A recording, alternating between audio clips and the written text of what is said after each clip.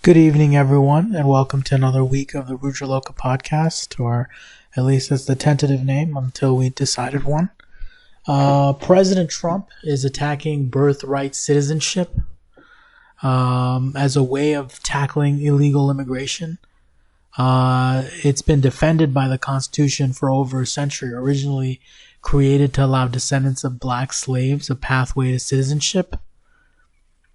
We had illegal aliens even back then, right? There was no problem.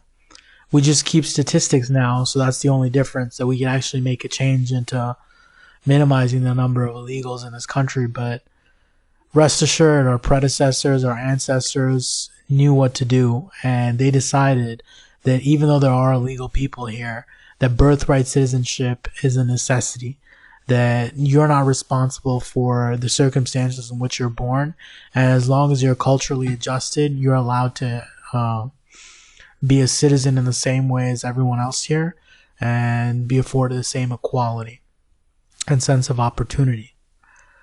The National Legal Director of the ACLU, Cecilia Wang, says no president can change the 14 Amendment's fundamental promise of citizenship.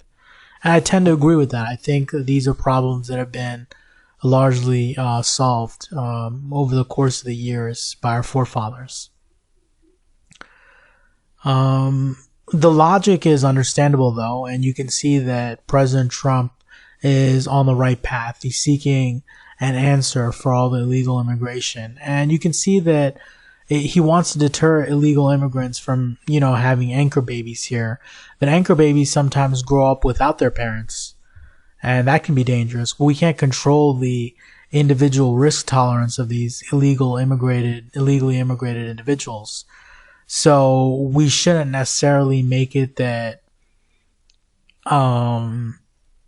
it's necessarily pointless, because people will still, you have to recognize it's a first world country, and there's far more benefits here, regardless of the risk of deportation, for them to come here and have babies. There's just more opportunity for them here. Most likely won't stop the illegal immigration of people, right? For that reason. Their children will just have a better life here. That's essentially what it is, regardless of the legal validity of their citizenship. Alternatively, you can qualify for, if you want to push this to the next step, if you think that maybe Trump is on the right track, you can qualify individuals for food stamps and housing by forcing individuals to prove legal citizenship of their immediate family or parents. And that way you can give them a surplus of benefits, or you can give them, if they prove those things, you can give them the total amount, versus reducing food stamps and SNAP benefits for individuals who can't prove the legal citizenship of their family or parents. If we can trace the lineage of your citizenry to legal means, then you qualify for additional benefits, right? It can not just be SNAP, it can be housing vouchers. But, just as a thought experiment, what if we gave you more money for SNAP to prove the legality and history of your citizenship? And what if we create a pathway for these types of individuals to obtain jobs to outcompete illegal citizens for jobs? All right, we essentially make it worth their while for essentially sending their documentation to the government, legaling them, giving them a legit sense of standing. And for that, we give them job opportunities, right? That should be something that we can look into if we want to continue down this road in curbing illegal immigration, if it's as large as a problem as it seems to be, for the president.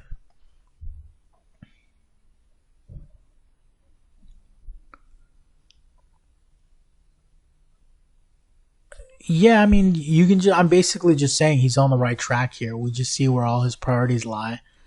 But for what it's worth, currently just outright denying individuals birthright citizenship, that seems half baked for a presidential order, and I think we'll see some follow up to that in the weeks to continue. Yeah, so that's what Trump's been up to recently. The next thing I want to talk about is if you're afraid or if you're in fear that AI will replace your jobs, I want to kind of just go into this. I want to talk about how in the next 20 years we'll have an influx of robotics, right? That'll allow us to become more productive as ever. But at the cost of employing many working Americans,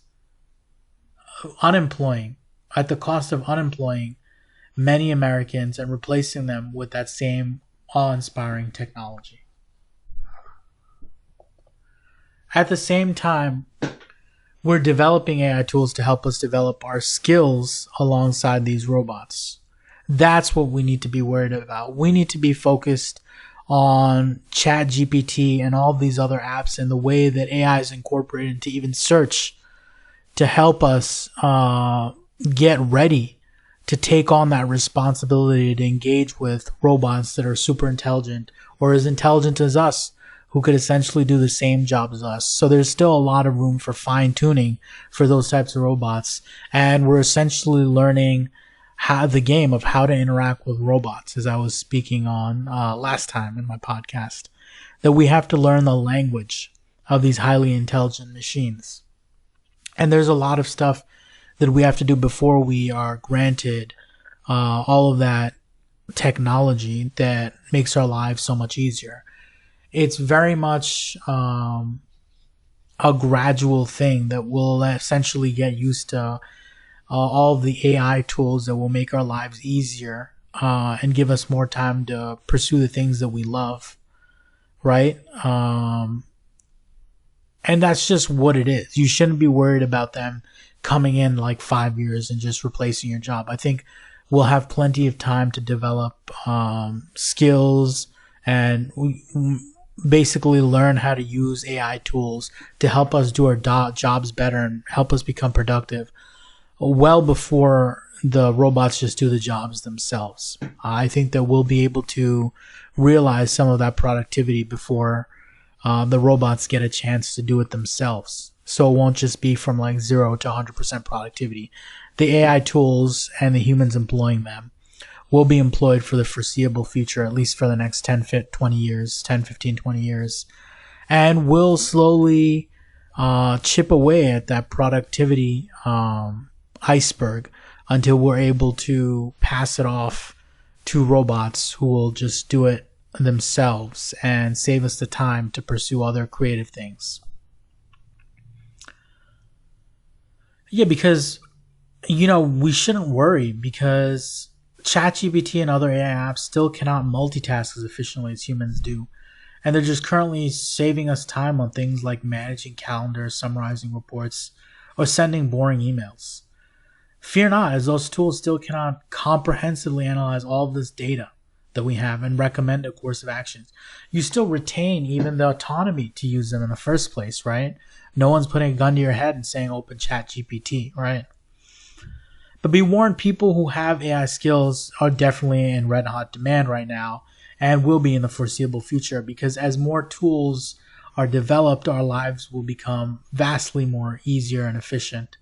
And companies are looking for those individuals who know how to use those skills, who have those skills, who know how to use those tools to bridge that gap in profitability and productivity before the robots eventually come here. But I think we have a lot of work to do until then. You should be able to adapt to those AI tools.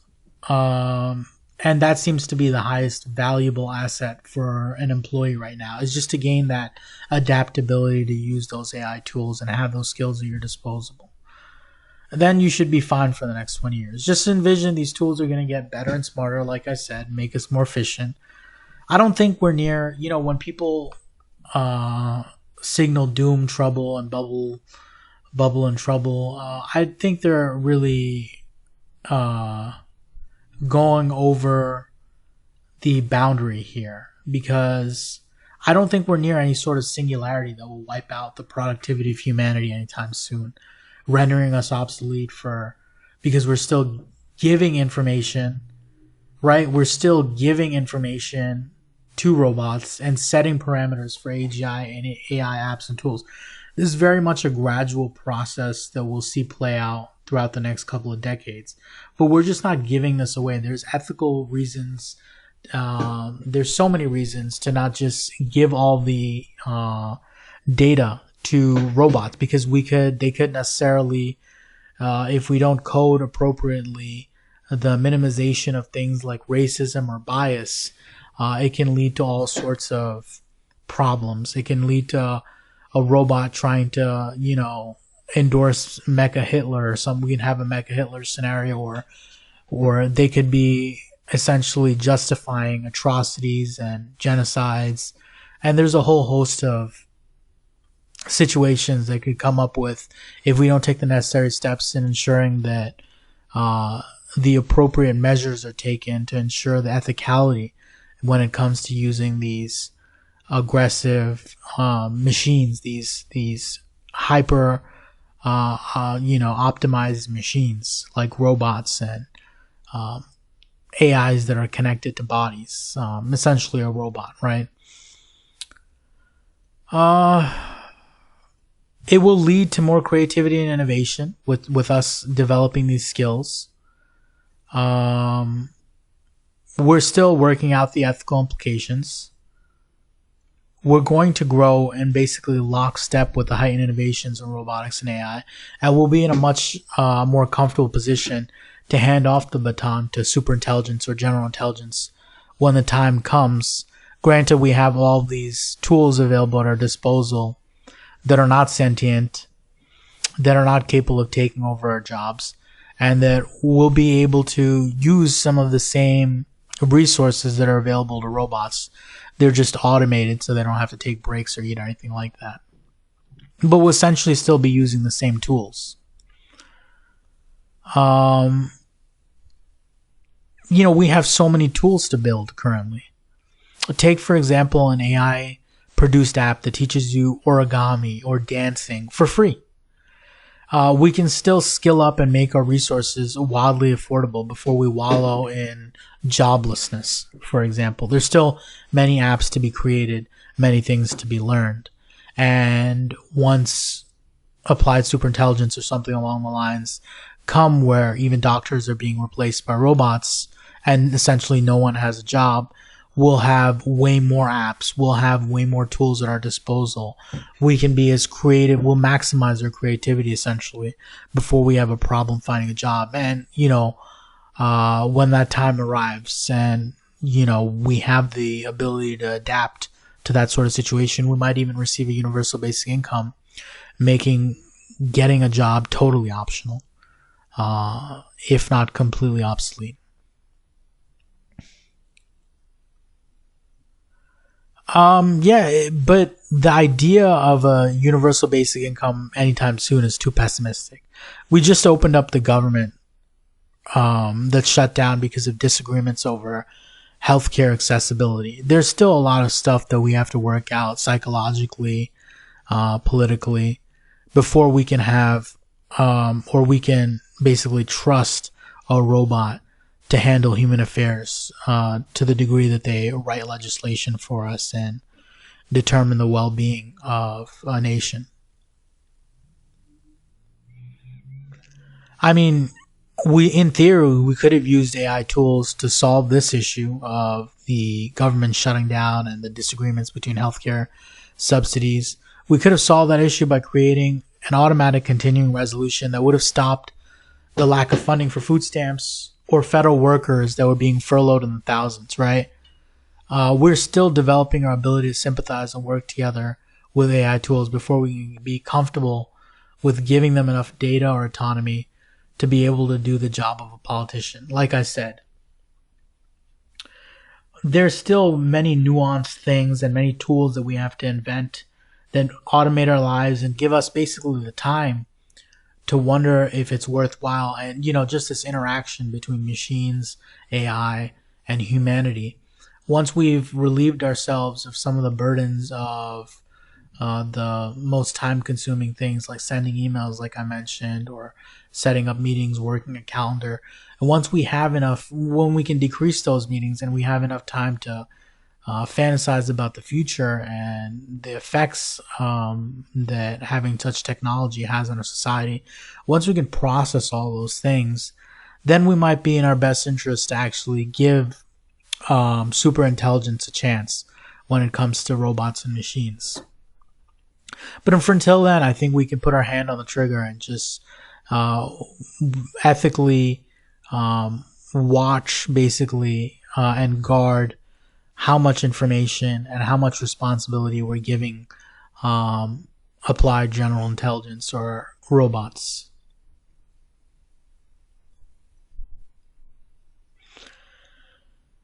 Yeah, so we're far ways from electing, a robot politician or a universal basic income. But once we've passed that key threshold for utility and ethics, we can begin to apply technology as complex as AI to work on traditionally held human roles such as doctors and scientists. We're queued up for collaboration, basically dovetails technology and key human insights into positive economic and political outcomes for all involved.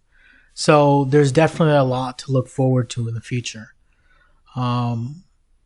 Once we've learned how to evolve and grow besides, AI, beside all the technological advancements that we've created for ourselves. Once we've reached that critical threshold, right, and we've adapted as a population to the growing AI tools, then we can finally achieve maximum creativity and output, and that's when we're ready for a universal basic income. If you were wondering when that's around the corner, if you were wondering if you have to rely on that considering you're unemployed at the moment, I think there's still many jobs that you can get out there and that you shouldn't be worried of losing your job just yet, because there's still a lot of adaptability that has to be achieved. And a lot of tools that need to be built that harness the power of AI. We haven't seen the full power of AI yet before we jump to robotics. I think we'll be surprised in all the tools that will be available to us, that will be marketed to us in the next few years before we can finally have a working robot like Optimus on the market. I think there's some stuff we have to do in between that will protect jobs and help us adapt to robots, and all these skills we need to learn by using these AI tools on a consistent basis. Next thing I want to talk about is Tesla FSD, or full self-driving mode version 2. You can supposedly text while driving in certain traffic conditions, such as maybe stop and go. Now recognize that it's still illegal. You can still get ticketed by a police officer for texting and driving, and hardly saying Elon Musk says so is an excuse.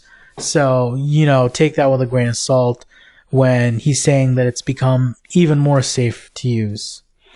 More confidence in full self-driving is a good thing. This is starkly different to Waymo, which is another company which promises full self-driving, which means that they take full responsibility for accident. This is not what Tesla does. Tesla actually won multiple lawsuits, which they said that they're not responsible for the accidents, because essentially they're saying you're still obligated to keep your eyes on the road and to keep an eye on full self-driving, even though apparently now you can in certain circumstances text.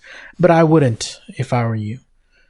They even, Tesla even has a series of 5 strikes after which you'll be removed from the self-driving mode. When it catches you, it actually has these actuators or something that capture your eyes inside of the cabin that know where you're looking, so they can track you whether you're keeping an eye on the road or playing games while in FSD mode. So it's still very dangerous. You can still get ticketed for it. And if you get into an accident, certainly Tesla's not going to be paying for any of those. They're not going to be covering for you. So you just shouldn't at this moment in time. It's just more confidence in the system, and signaling to us that the future is almost here where we don't need to drive anymore. So that's good. Stay safe. Don't text and drive. Leave this for emergencies, right? In which you don't have to take a very important call while driving or a similar situation. Save it for that. I'm not saying don't use it or don't text it, but, be wary, be responsible. Now, self-driving is indicative of the larger state of AI and human relations that we're currently experiencing. Before we can achieve full self-driving or AGI,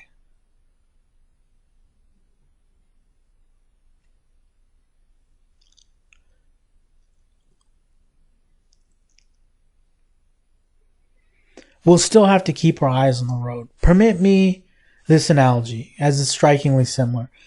We've come so far that we only need to reinforce the driving of the Tesla with our eyes on the road, giving the driving a double check. I mean, that takes far less stress on the human body than actually doing the driving yourself and turning the wheel and pressing the accelerator.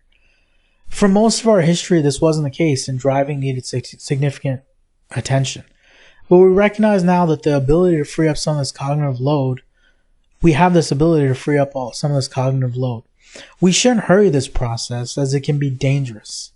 Some of us are still learning to drive as effectively as Tesla full self-driving. I mean, there's some people out there who drive worse than Tesla full self-driving more. Let's just go out and say it. But we're still learning how to process driving with that stuff, and it's going to take some time for us to get used to it. We're all in the process of becoming safe, defensive drivers. But it isn't all perfect. Just as the advances in AI have made us all safer and more productive, we must still maintain an eye on the road and watch for ethical pitfalls. AI still can't get you a PhD. And to be terse, we all still have a job to do. Understand that this is very similar to what's happening with us with AI. We aren't just going to be given a UBI just because of all the productivity the machines have given us. No, on the contrary, we're learning to use some of that technology. We're familiarizing ourselves with it, learning about the risks, and slowly giving it more and more access and data, and we're giving it more responsibility until we're finally ready to let go of the steering wheel, basically, just as in full self-driving. You still need to keep your eyes on the door, on the road, and we still have a job to do insofar as AI before it does your job and gets you a paycheck for you vis-a-vis the universal basic income. Next thing I want to talk about is an MIT invention that uses ultrasound to shake drinking water out of thin air, even in dry regions. No, I'm not making this up. You can make water out of thin air now. It needs to be, the only con is it needs to be powered by a solar cell, which honestly, understandable. It probably uses a lot of energy to turn essentially oxygen and hydrogen into liquid. The first thirst to be gone is now here, ladies and gentlemen. Nothing short of alchemy. What else can we pull out of the air, right? Next stop, making ice out of thin air. Bartenders everywhere like, magic, you don't even need to buy it. Just have an ice machine. That'd be fantastic. Imagine gold out of the air. I mean, we're getting closer and closer to what was basically theoretically magic for millennia. And here we are on the verge of bringing water out of thin air. It's fascinating to me. I love it. SpaceX launches 28 new Starlink satellites to join the mega constellation that's by far the largest ever assembled. SpaceX currently operates more than 9,000 Starlink satellites, has launched more than 10,000 of them over the past 6.5 years. Now that's getting work done. Some of them are burnt up in the atmosphere, so that's why they don't have access to all of them. Some they decommission, but 9,000 strong and 28 new ones. It costs like $15 million just to send a rocket out into space, low Earth orbit, just to get these Starlink satellites into space. So it's quite an expensive endeavor, but Starlink has been very profitable, gaining over 1.5 million users by 2022 and 2023 alone. So yeah, it's a no-brainer if you live out in the wilderness and you don't live where you have fiber optic internet, or you've used some of the other companies out there who have low Earth orbit satellites which beam you internet. This seems to be the best company out there and most affordable in terms of getting that done. So SpaceX is Starlink is a highly valuable operation that might be eventually spun off of SpaceX at some point in the future. And the money that they gain from Starlink is essentially going to be utilized, well, I guess the technology will be utilized for Mars missions, but also be utilized on the Starship to fund the mission to Mars. So they're using the money from Starlink for that. So good on SpaceX. And you know what? Even more money to come. They're working on a direct-to-cell service with T-Mobile. So we might have Starlink cell phones. Yeah, that's fascinating. Or Tesla cell phones. I mean, what venture technologically is Elon Musk not in? He was even in solar panel companies for a while. So this is just fascinating. Next thing is an aerial micro robot developed by scientists at MIT that can mimic insect behavior. They can somersault consecutively 11 times in 10 seconds, not off trajectory by more than 4 or 5 centimeters. That's very accurate and impressive. It uses a controller that's not on board, an insect bot, but hints at a future possibility of having onboard controllers, cameras, and sensors on insect-sized micro robots. Wow, can you think of the uses for that? I mean, really. It uses AI policy that bases thrust and torque movements on imitation learning. Policy is basically the decision-making engine of the robot. Uses robot positions as inputs and outputs control commands in real time. Now, these could be excellent in cases of search and rescue missions, high-profile intel gathering such as spy missions. Pretty exciting stuff. And finally, I want to give you guys a last update on, well, not a last update, considering that it will be approaching its closest to Earth on December 19th, where we'll get all of our software and our hardware to observe it in the best way that we can and finish up our dossier on basically 3i Atlas, the Comet, because it is exhibiting even more unexplicable behavior. And Avi Loeb seems to be right on the money about his predictions about it actually having a coma that's much larger than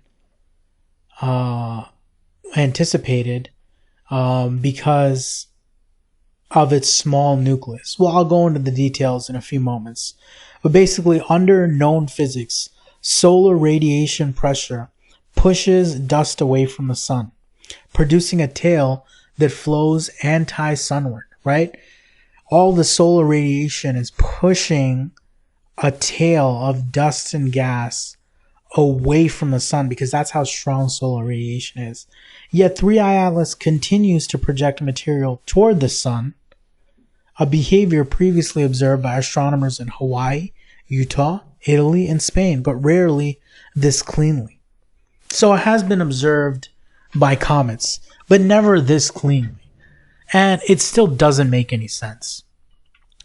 In fact, they've used a thermal gradient filter to remove any chance of misinterpretation. The anti-tail is not an illusion of camera angle, It is a physical jet firing into the solar vector. No natural mechanism explains why dust particles would willingly move into headwind of photons traveling at light speed. Something must be pushing them. Spooky. 3i Atlas is displaying behaviors characteristic of non-gravitational acceleration, pulsed activity, and structured mass ejection. Harvard astrophysicist Avi Loeb's most recent analysis noted that the object's 16.16 hour pulsations cannot originate from rotation alone because the nucleus is too small to produce brightness swings of tens of percent. So that means the nucleus is too small to produce all of these swings. So that must mean that the coma, not the nucleus, is brightening. The coma of gas and dust. And only one mechanism explains brightening in the coma. Well, it must be the pulse jets. The jets do not appear chaotic. They appear periodic. Their symmetry is unnatural. Their angles resist solar influence. If the jets were merely natural events, they would wobble, flicker, and distort with nucleus rotation.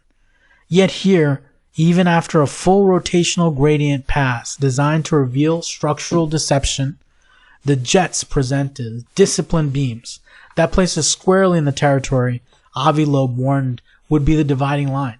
If the jet pulse direction remains stable rather than driven by the sun, which would make it piecemeal and wobbly and flickering, the mechanism would then be technological, right? If the jet pulse remains stable rather than driven by the sun, the mechanism must be technological, according to Avi Loeb.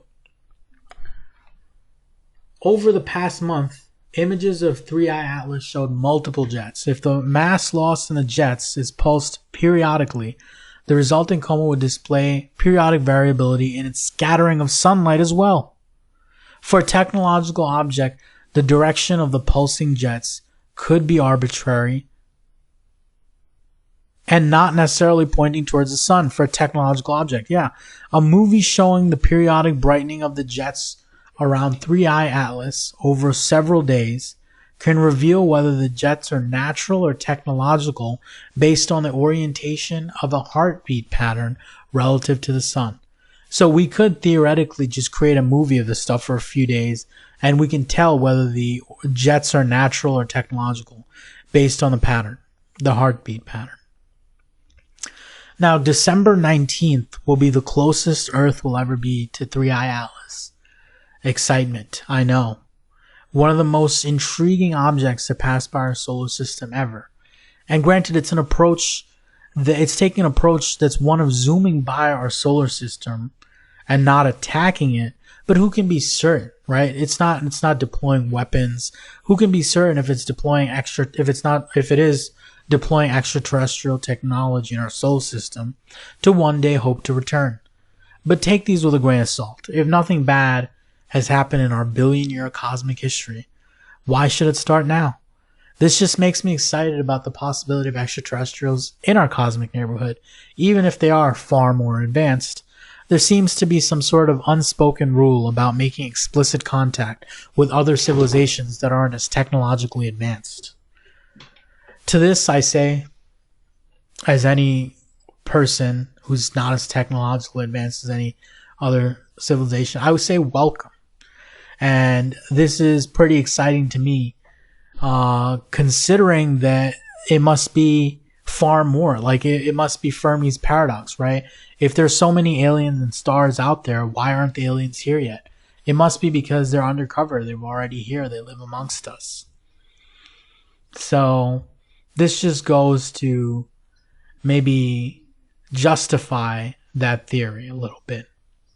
And that makes me excited at the possibility of seeing more unexplained aerial phenomena, maybe a UFO in the future, more comets like this one that are confusing even scientists and their unnatural displays. So I'm excited about the future, and hopefully we can get some maybe contact with them. I mean, granted, we don't do anything too crazy, but if we can speak with mathematics to them and if we receive a signal back, that would be pretty exciting stuff. So from one cosmic observer to another, please enjoy yourself and have a fantastic week. This has been your host, Rudra Loka. Have a fantastic evening. Thank you.